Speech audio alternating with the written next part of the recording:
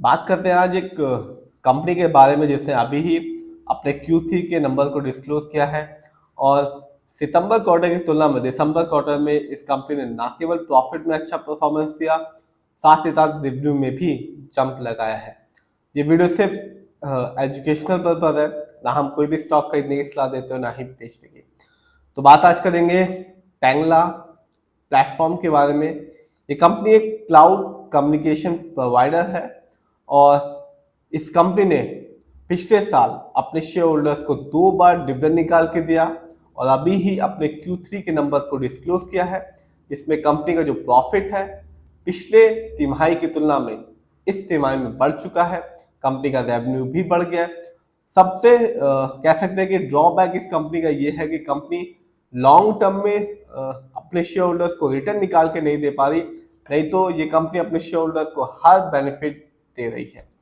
तो बात आज करेंगे टेंगला प्लेटफॉर्म के बारे में।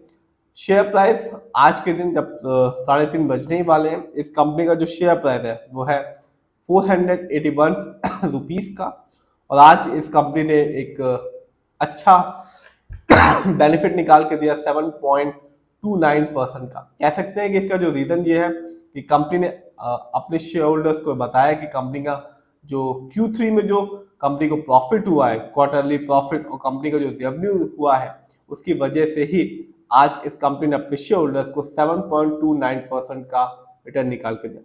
लेकिन इस कंपनी का जो मैंने पहले भी बताया कि ड्रॉबैक डिसएडवांटेज यही है कि कंपनी लॉन्ग टर्म में इस रिटर्न को कंटिन्यू नहीं कर पा रही है। बात करें एक साल की तो आप देख सकते हैं एक साल में इस कंपनी के शेयर में गिरावट रही 24.99% की, यानी आज से ठीक एक साल पहले इस कंपनी का शेयर प्राइस था 609 रुपए का, जो आज के दिन है 480 रुपए का। तो भारी कह सकते हैं गिरावट है। एक साल में मार्केट भी डाउन था और इस कंपनी ने भी अपने शेयर होल्डर्स को निराश किया।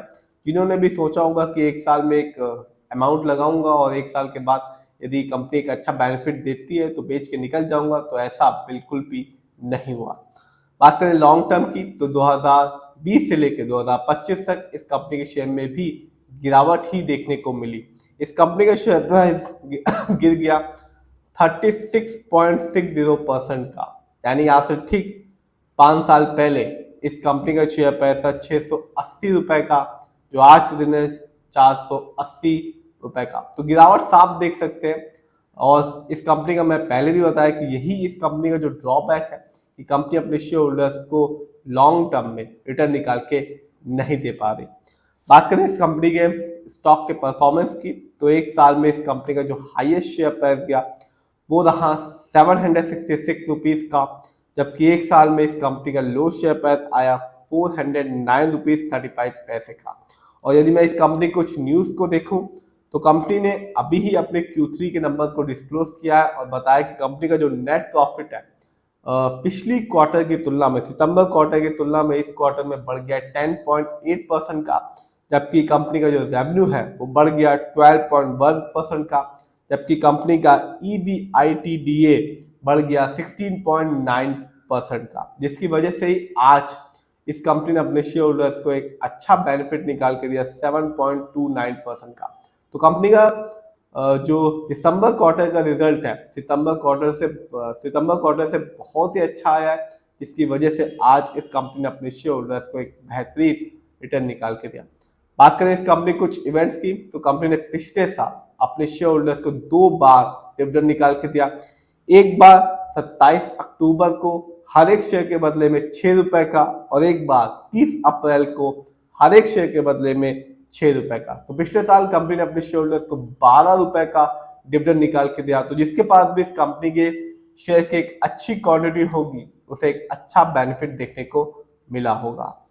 बात करते हैं और देखते हैं इस कंपनी के फंडामेंटल्स को। तो जो कंपनी का मार्केट कैप है वो है 5,949 करोड़ का। ये कंपनी मिड कैप की है क्योंकि मार्केट कैप 5,000 करोड़ से ऊपर का है और 20,000 करोड़ के नीचे का। पीवी रेशियो 2.63 है। शेयर मार्केट में एक अच्छा पीवी रेशियो कहलाता है 1 या तो बिलो 3। इंडस्ट्री पी 25.34 है, अच्छा खासा है क्योंकि शेयर मार्केट में एक अच्छा इंडस्ट्री पी होता है 20 से लेकर 25 के बीच में। ये बताता है कि कंपनी का जो स्टॉक है मार्केट में कैसा परफॉर्म कर रहा है, क्या वो बहुत ज़्यादा सस्ता तो नहीं हो गया, क्या वो बहुत ज़्यादा महंगा तो नहीं हो गया।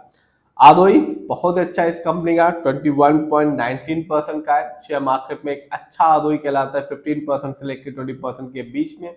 आरओई बहुत इंपॉर्टेंट चीज होती है, और जब भी आप किसी कंपनी के फंडामेंटल्स को देखें तो आरओई जरूर देखें। ये बताता है कि कंपनी शेयर होल्डर्स के पैसे को कैसे इस्तेमाल कर रही है। सही से करती है तो फ्यूचर में एक अच्छा बेनिफिट रिटर्न देखने को मिलता है शेयर होल्डर्स को। यदि कंपनी शेयर होल्डर्स के पैसे को सही से इस्तेमाल नहीं कर पा रही तो रिटर्न पाने की संभावना भी कम हो जाती है। डेब्ट टू इक्विटी है 0.03, बहुत ही कम है इस कंपनी पर लोन कर्ज, आप भी देख सकते हैं ना के बराबर इस कंपनी पर लोन कर्ज है। ईपीएस 36.14 है। शेयर मार्केट में एक अच्छा ईपीएस जो कहलाता है वो होता है 80 और से ज्यादा का। ये बताता है कि कंपनी ने लास्ट 12 महीने में कितना कमाया, और इस कंपनी के ईपीएस को देख के लगता है कि कंपनी ने ठीक ठाक अर्निंग की है।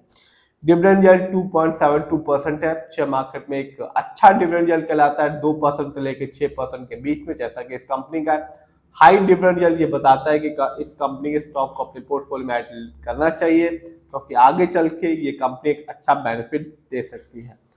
नजर डालते हैं इस कंपनी के फाइनेंशियल कंडीशन पे, तो अभी कंपनी ने Q3 के रिजल्ट को डिस्क्लोज किया है, और कंपनी का रेवेन्यू रहा दिसंबर क्वार्टर में 1129 करोड़ का, जबकि 2025 में कंपनी ने ईयरली रेवेन्यू के मामले में कमाया 4068 करोड़। प्रॉफिट को देखूं तो दिसंबर क्वार्टर में इस कंपनी का जो प्रॉफिट रहा वो था 131 करोड़ का, जबकि 2025 में इस कंपनी का जो प्रॉफिट रहा वो था 507 करोड़ का। नेटवर्थ, कंपनी का जो नेटवर्थ था वो 2024 की तुलना में 2025 में बढ़ गया है। कंपनी का जो नेटवर्थ था वो था 2025 में 2268 करोड़ का, जबकि 2024 में इस कंपनी का नेटवर्थ रहा 1942 करोड़ का। नजर डालते हैं इस कंपनी के शेयर होल्डिंग पैटर्न पे, तो साफ है प्रमोटर यानी कि इस कंपनी के जो ओनर्स है उनका पैसा इस कंपनी में लगा हुआ है 46.17% का, जबकि रिटेलर्स यानी कि हम लोग का पैसा इस कंपनी में लगा हुआ है 45.19% का, जबकि एफआईआई की होल्डिंग है इस कंपनी में 8.34% की, जबकि म्यूचुअल फंड की होल्डिंग है 0.18% की, जबकि डीआईआई की होल्डिंग है 0.12% की। तो सबसे अच्छी बात इस कंपनी की यह है कि कंपनी ने अभी अपने नंबर को डिस्क्लोज किया है, और इसकी वजह से आज एक अच्छा बेनिफिट इस कंपनी ने अपने शेयर होल्डर्स को दिया। कंपनी ने पिछले साल 12 रुपए का डिविडेंड निकाल के दिया, लेकिन ड्रॉबैक ये है कि कंपनी रिटर्न नहीं दे रही लॉन्ग टर्म में, ना ही 1 साल में और ना ही 5 साल में। फिर भी आप जिस भी कंपनी के शेयर को खरीदें खुद रिसर्च करें, एनालाइज करें, अपने फाइनेंशियल एडवाइजर की राय लें, तभी अपने पैसे को शेयर मार्केट में लगाएं।